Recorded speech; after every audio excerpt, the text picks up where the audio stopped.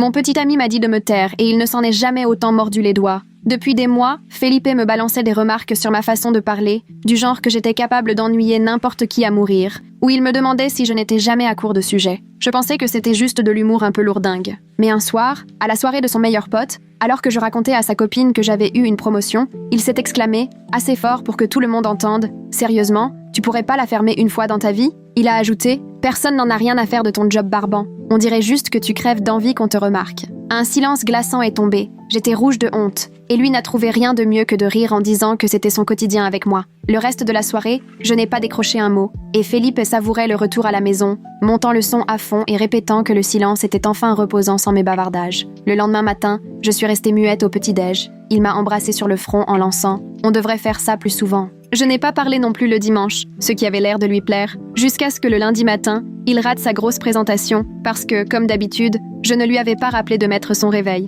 Il s'est réveillé avec 2 heures de retard, complètement à la ramasse, à chercher en panique son ordinateur et sa cravate porte-bonheur. Son patron l'a appelé pour lui dire de ne même pas se pointer, et Felipe a passé la soirée à s'énerver sur le risque de se faire virer pendant que je restais silencieuse, ce qui le rendait fou. « C'est de ta faute », répétait-il, alors que je me contentais de le fixer sans un mot. Après ça, il a complètement oublié l'anniversaire des 60 ans de sa mère, parce que d'habitude, c'est moi qui m'occupe de tout pour sa famille. Sa mère a laissé 6 messages en larmes sur son répondeur, de plus en plus hystérique, et quand il a fini par écouter, elle était convaincue qu'il la détestait. Il m'a traité de folle d'être allée aussi loin, mais sa crise n'a fait que me donner envie de ne plus jamais lui adresser la parole. Sa mère a appelé sa sœur en pleurant, persuadée d'avoir été abandonnée par son fils unique, et tout le monde s'est retrouvé embarqué dans le mélodrame. Tout s'est emballé quand sa collègue est passée à l'appart mardi, alors qu'il n'était pas là. Je n'ai pas prononcé un mot pendant qu'elle s'inquiétait pour moi et me demandait si ça allait. Elle insistait « Est-ce que Felipe te fait du mal? Tu as besoin d'aide? Cligne 2 fois si oui. » Je l'ai juste regardé sans broncher, ce qui l'a carrément flippé. De retour au bureau, elle était persuadée que Felipe me maltraitait,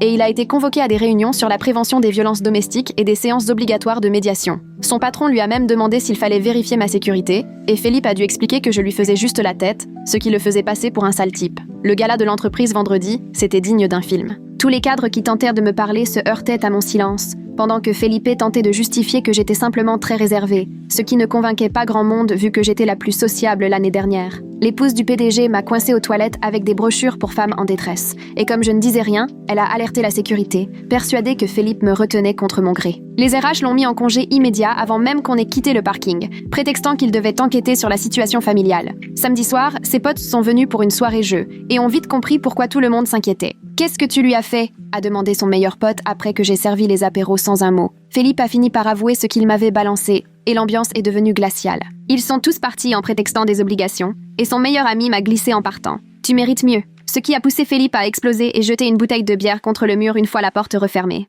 Le dimanche, Felipe était au bout du rouleau. Sa sœur menaçait d'appeler la police. Sa mère l'avait rayé de sa vie, et son boulot enquêtait pour maltraitance. « Dis quelque chose !» hurlait-il en me suivant partout dans l'appart. Un mot et tout ça s'arrête. Mais j'ai juste passé devant lui pour aller chercher du jus d'orange dans le frigo du garage, toujours sans un son, même quand il a essayé de me retenir par le bras. Le garage était un vrai capharnaüm laissé par les anciens proprios. Vieux pots de peinture des années 80, cartons d'outils rouillés, produits chimiques douteux, tout ça entassé sur des étagères en métal branlantes, prêtes à s'effondrer au moindre mouvement. Il m'a suivi en continuant de crier que je gâchais sa vie, pile sous la pire étagère, couverte de peau qui devait se peser 1 tonne. Il s'agitait tellement que tout a commencé à vibrer, et j'ai vu la fixation rouillée plier sous le poids. « Tu sais quoi? T'as raison, je veux plus jamais entendre ta voix. En fait, je veux même plus de toi, » il a hurlé. « T'étais déjà grosse. Au moins maintenant t'es grosse et silencieuse. » L'étagère a grincé sinistrement, puis a commencé à pencher, tous les pots de peinture glissant vers le vide, pendant que Felipe continuait de râler sur sa soi-disant nouvelle vie. D'un coup, tout s'est écroulé sur sa tête. J'ai fait un bond en arrière alors qu'une vingtaine de pots s'écrasaient là où il se trouvait.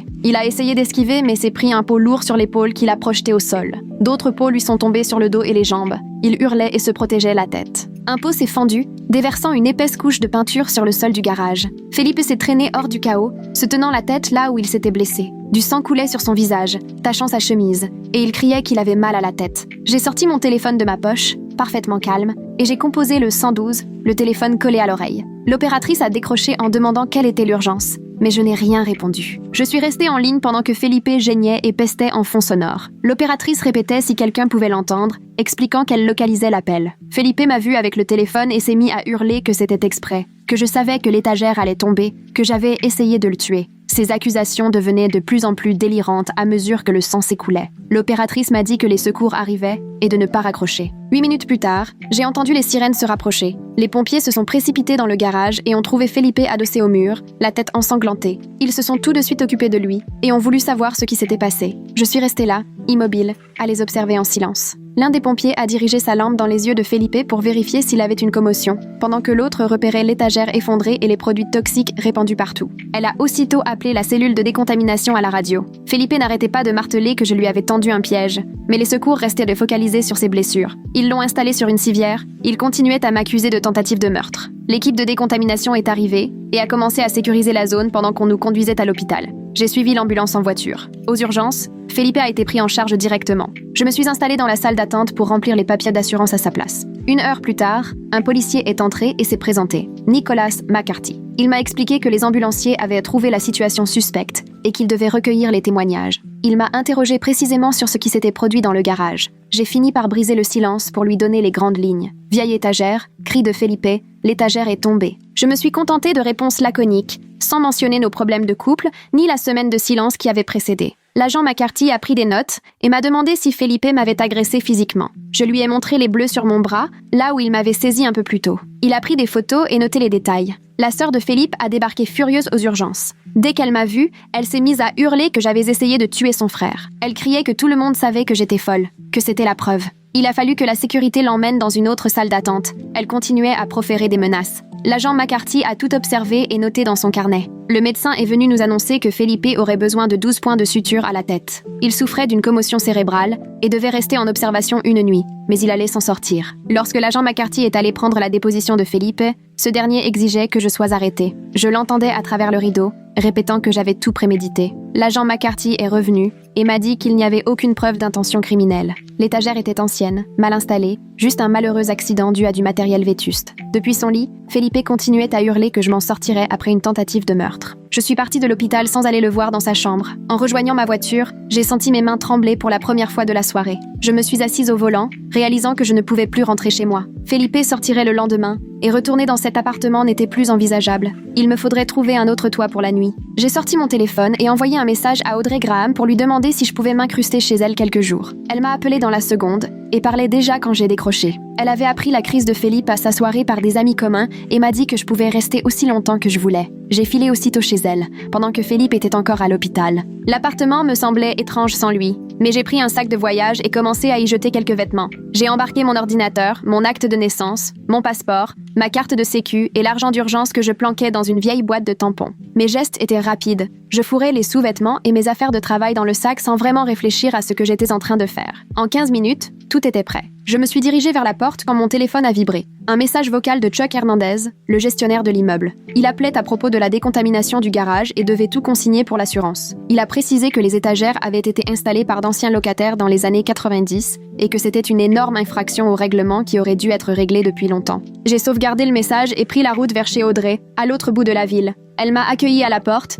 m'a aidé à monter le sac jusqu'à la chambre d'amis sans poser la moindre question. La pièce était minuscule, juste un lit, une place et une vieille commode. Mais je m'y sentais plus en sécurité que nulle part ailleurs. Audrey s'est installée sur le lit et m'a expliqué les règles de la maison pendant que je défaisais mes affaires. Elle m'a proposé de m'aider à chercher un logement. Et j'étais la bienvenue. Mais c'était temporaire, pas une solution durable. J'ai hoché la tête. Je l'ai remerciée chaleureusement de m'offrir un toit, même pour un temps. Cette nuit-là, j'ai très peu dormi, repassant en boucle les événements de la semaine. Le lendemain matin, mon téléphone a sonné. C'était l'agent McCarthy. Il voulait des précisions sur l'incident. Il voulait en savoir plus sur les marques sur mon bras, là où Felipe m'avait serré dans le garage. Il m'a expliqué que ça pouvait avoir son importance dans une enquête pour violence conjugale si je souhaitais engager des démarches. Je lui ai répondu que j'allais y réfléchir et j'ai raccroché, le cœur au bord des lèvres. Dans la cuisine d'Audrey, j'ai trouvé un carnet et j'ai commencé à tout noter. L'humiliation à la fête, le silence, la présentation ratée de Felipe, l'anniversaire désastreux de sa mère, la collègue persuadée qu'il me maltraitait, la catastrophe du gala d'entreprise. Voir tout ça noir sur blanc, dans l'ordre,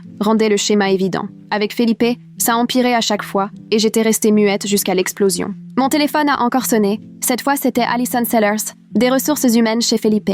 Elle avait besoin de mon témoignage sur le gala et sur son comportement ces derniers temps au bureau. Elle m'a assuré que la conversation resterait confidentielle et n'aurait aucun impact sur d'éventuelles démarches judiciaires. Je lui ai donné les faits essentiels concernant la soirée, le silence et l'inquiétude que tout cela avait suscité autour de nous. Elle a pris quelques notes puis m'a assuré qu'elle me recontacterait si elle avait besoin de renseignements supplémentaires pour leur enquête. Plus tard dans l'après-midi, j'ai reçu un SMS d'un numéro inconnu. C'était Philippe. À peine sorti de l'hôpital, il m'inondait déjà de messages oscillant entre insultes et supplications. Un coup, il m'accusait d'être folle et d'avoir voulu le tuer. L'instant d'après, il affirmait qu'il m'aimait et qu'il ne pouvait pas vivre sans moi. J'ai systématiquement fait une capture d'écran de chacun de ces messages sans jamais y répondre. Puis j'ai ouvert un dossier exprès sur mon téléphone, rien que pour tout archiver. Ce même après-midi, Chuck Hernandez m'a envoyé le rapport officiel concernant les étagères du garage. D'après le document, elles avaient été installées en 1993 par d'anciens locataires, sans autorisation ni contrôle de sécurité, ce qui voulait dire que je n'avais aucune responsabilité dans l'accident. J'ai ressenti un certain soulagement,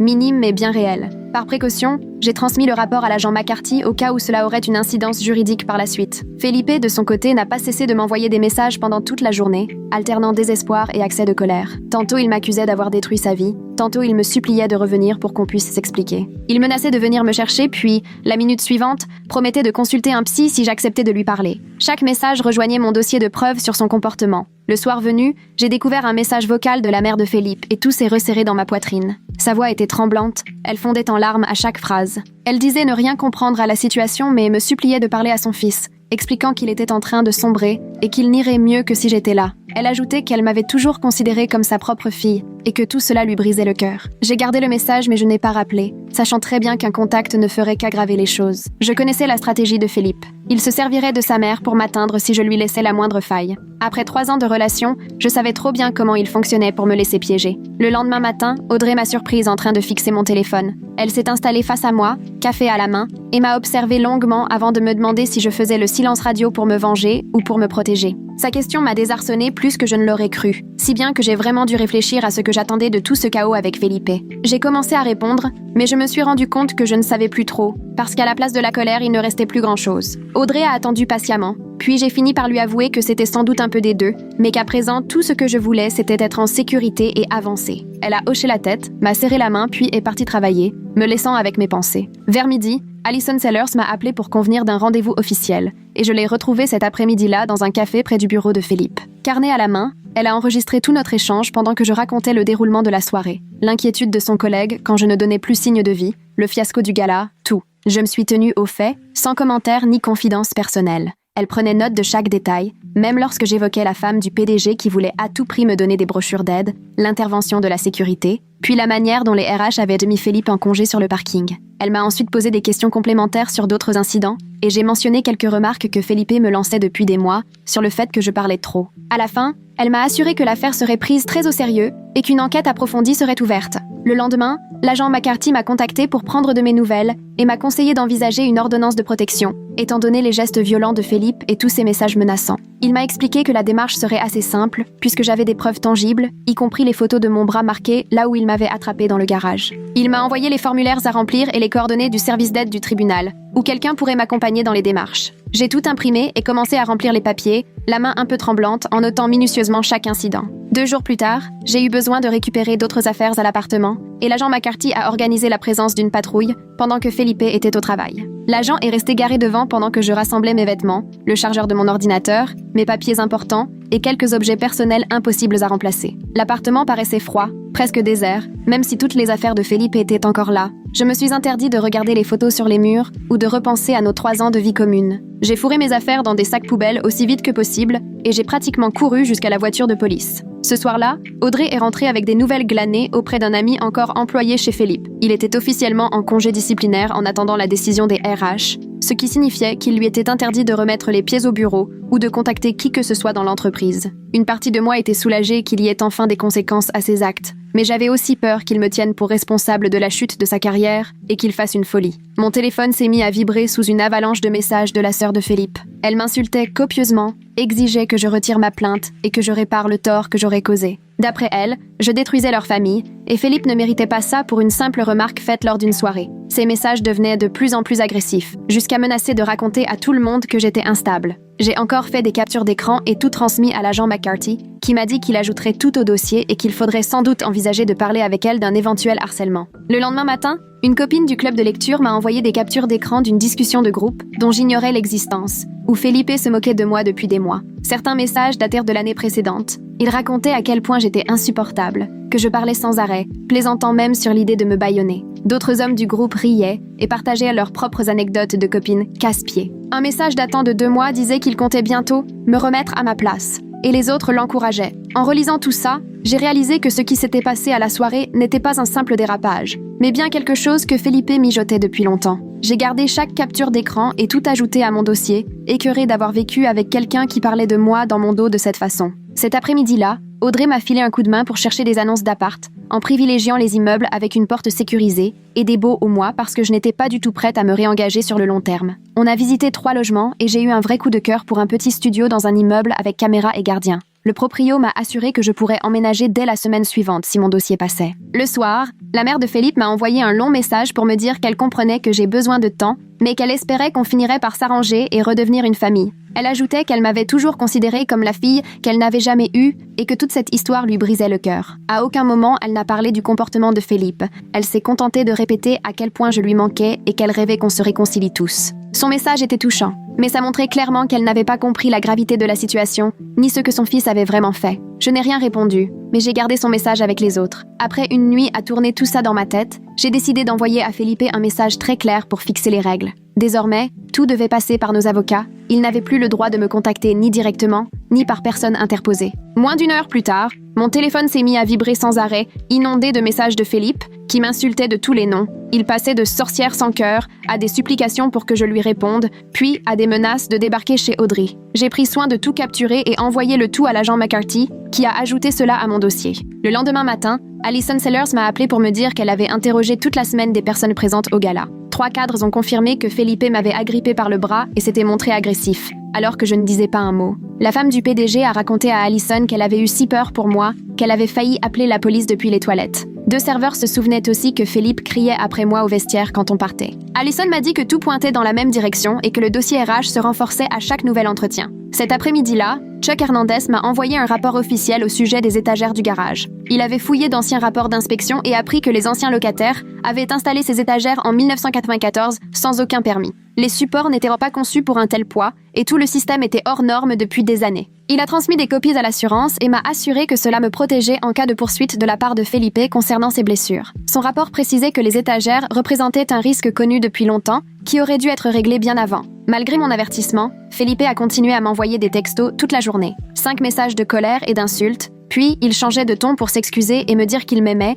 avant de repartir dans les menaces, promettant de détruire ma réputation et de raconter partout que j'étais folle. À minuit, j'en étais à 47 messages de sa part, tous transmis à l'agent McCarthy. Le lendemain matin, je suis allée au tribunal pour me renseigner sur la demande d'ordonnance de protection. L'employée de l'accueil juridique a été d'une grande patience. Elle m'a aidée à remplir chaque formulaire. Elle m'a expliqué que je devrais fournir des preuves de menaces ou de violence et que le juge examinerait si la situation empirait. Elle m'a remis une pochette expliquant ce qui est considéré comme du harcèlement ou des violences. J'ai passé 2 heures à prendre des notes et à m'assurer de tout comprendre. Ce même après-midi, l'agent McCarthy est venu chez Audrey avec un gros dossier de ressources. On s'est installé à la table de la cuisine et il a passé en revue avec moi tous les signes avant-coureurs de violence conjugale, en me montrant comme le comportement de Philippe suivait le schéma classique d'escalade qu'il avait vu dans des centaines d'affaires, gestes brusques, humiliation en public, menaces, tentatives de m'isoler de mes amis. Tout correspondait. Il m'a laissé les coordonnées de groupes de soutien et des fiches pour organiser un plan de sécurité. Le lendemain, je suis allée à la banque ouvrir mon propre compte courant pour la première fois depuis 3 ans.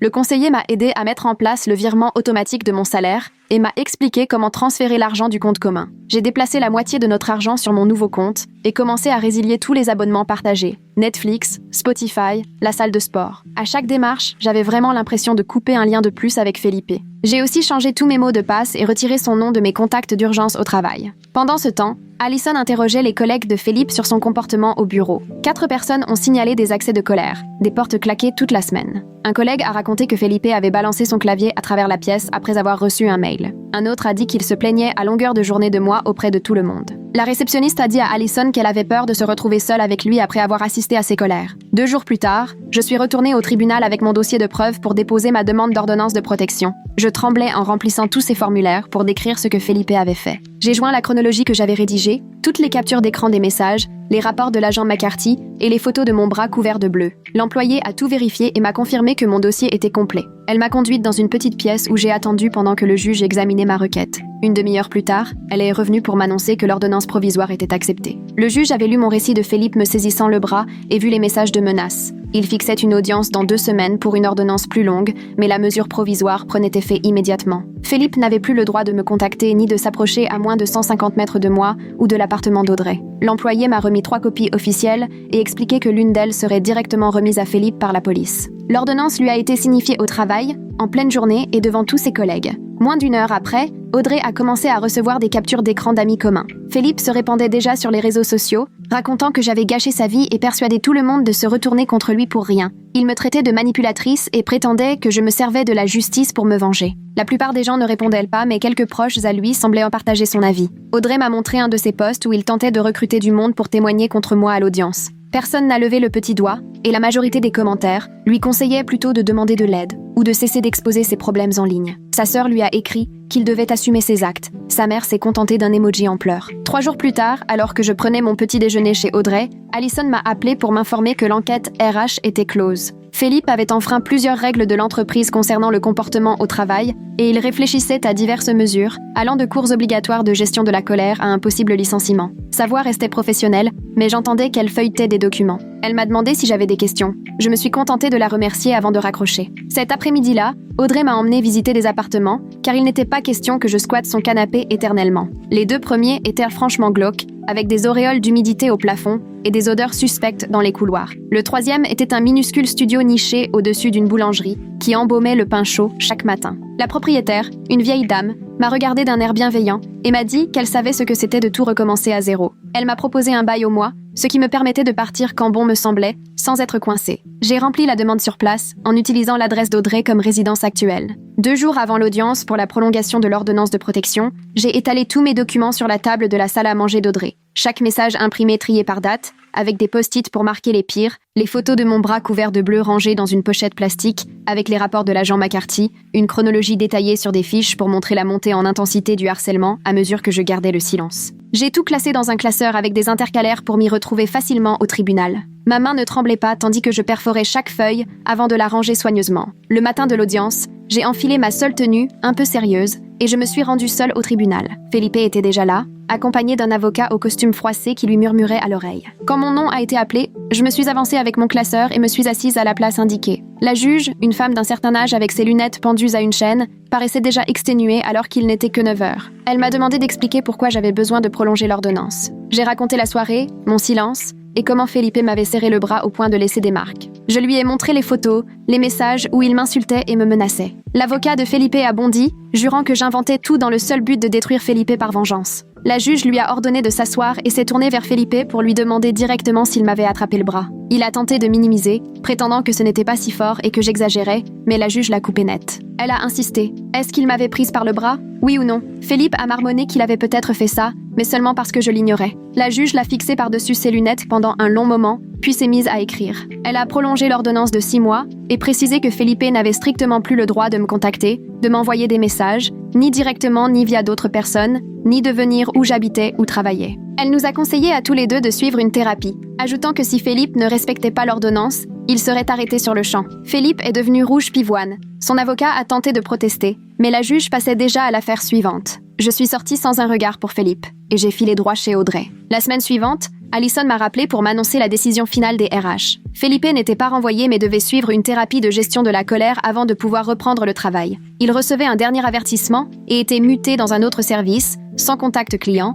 à faire de la saisie de données au sous-sol, sans possibilité d'évolution pendant au moins 1 an. Elle m'a assuré qu'il prenait la sécurité au sérieux et m'a remercié pour mon aide lors de l'enquête. Après l'audience, La famille de Felipe a réagi de diverses façons, d'après ce que m'ont raconté des amis. Sa mère m'a écrit de longs messages où elle disait prier pour nous deux, reconnaissait que son fils avait des problèmes, espérait que je pourrais lui pardonner un jour, mais comprenait si ce n'était pas possible. Sa sœur, de son côté, publiait en ligne des pics sur les profiteuses et les menteuses, sans jamais me nommer. Puis elle a fini par se taire après qu'on lui a rappelé que Felipe avait tout reconnu au tribunal. Pour tout ce qui concernait les factures ou le courrier, la famille a demandé au cousin de Felipe de servir d'intermédiaire. Le jour du déménagement est finalement arrivé 2 semaines après la signature de mon bail. Audrey m'a aidé à trimballer les cartons dans l'escalier étroit pendant que le boulanger d'en bas nous offrait un café. J'avais acheté un lit et une commode à la brocante, déniché une petite table dans un vide-grenier. Le canapé n'était pas si mal, même s'il avait été abandonné sur le trottoir avec une pancarte « gratuit ». Tout était un peu dépareillé et pas cher, mais c'était à moi. Et Philippe n'y avait jamais touché. Le premier soir,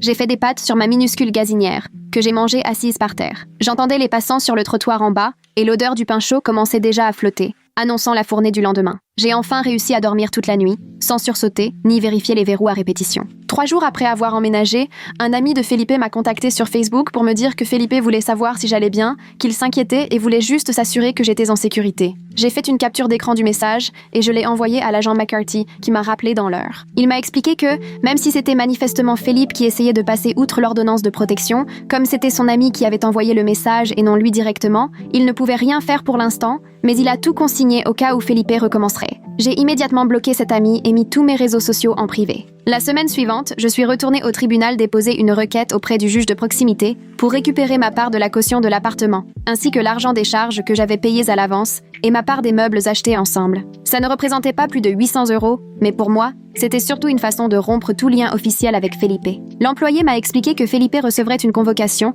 et que la médiation aurait lieu environ 1 mois plus tard. 3 semaines après, Chuck m'a appelé pour me prévenir que le garage était enfin vidé et sécurisé. Il avait fait venir toute une équipe pour évacuer les pots de peinture et les vieux produits chimiques, et ils ont même trouvé derrière les étagères de vieux pesticides des années 70 qui nécessitaient un traitement spécial. Le propriétaire m'a envoyé un chèque de 400 €, ce qui n'était pas énorme, mais couvrait déjà une partie de la caution de mon nouveau logement. Mon premier rendez-vous chez la psy s'est déroulé la semaine suivante, grâce au programme d'aide psychologique de mon boulot. J'ai rempli quelques questionnaires sur mon sommeil et mon stress dans la salle d'attente pendant que les patients défilaient. Ma thérapeute, une femme d'expérience, m'a écouté raconter tout ce qui s'était passé et m'a aidé à comprendre que le silence, au départ, m'avait servi de protection, mais qu'il avait fini par devenir un problème. Elle m'a expliqué la différence entre poser des limites et se servir du silence comme d'une arme. C'était dur à entendre, mais ça faisait sens. 2 semaines plus tard, l'avocat de Felipe m'a adressé une lettre d'excuse très formelle, dans laquelle je ne reconnaissais pas du tout Felipe. Ma psy l'a lue pendant notre séance, et on en a parlé pour savoir s'il valait mieux y répondre, ou même la lire moi-même. Finalement,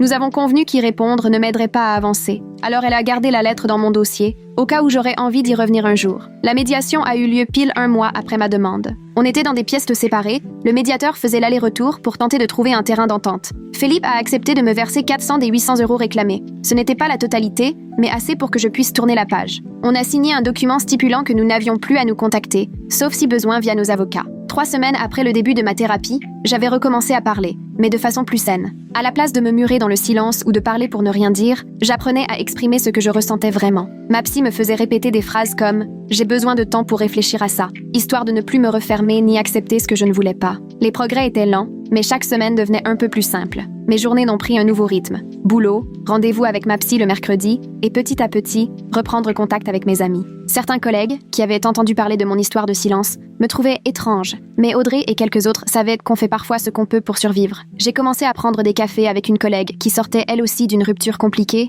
et on se retrouvait en salle de pause pour partager nos expériences de nouveau départ. D'après ce que des amis communs m'ont raconté, Felipe avait terminé sa thérapie obligatoire au bout de 2 mois et avait été réaffecté dans un autre service, loin du contact avec la clientèle. On m'a dit qu'il fréquentait déjà une fille de sa salle de sport, et ça m'a fait mal pour elle. Mais je savais que m'en mêler ne servirait qu'à rouvrir de vieilles blessures. 2 mois après l'histoire de l'étagère dans le garage, j'allais vraiment mieux. Mon studio était transformé. Des plantes sur les rebords de fenêtres, des photos accrochées au mur, et un pan de mur peint en bleu doux, ce qui agrandissait la pièce. Je dormais enfin sans angoisse. Je mangeais de vrais repas au lieu de grignoter sous le stress, et je pouvais croiser les endroits fréquentés avec Felipe sans que mon cœur se serre. Ma voix était revenue, différente, plus assurée sur ce que je voulais ou ne voulais plus. L'ordonnance de protection était encore valable pour 4 mois, mais j'y pensais à peine. Au boulot, tout se passait bien. Je retrouvais ma concentration et mon chef m'a même parlé d'une possible promotion. J'ai rejoint un club de lecture à la bibliothèque et, pour une fois, j'ai pris la parole en discussion, au lieu de simplement hocher la tête. Ma psy m'a dit que je faisais de vrais progrès, que j'arrivais enfin à briser les cercles vicieux qui m'avaient mené vers quelqu'un comme Felipe. L'argent récupéré m'a permis d'acheter enfin de vrais meubles,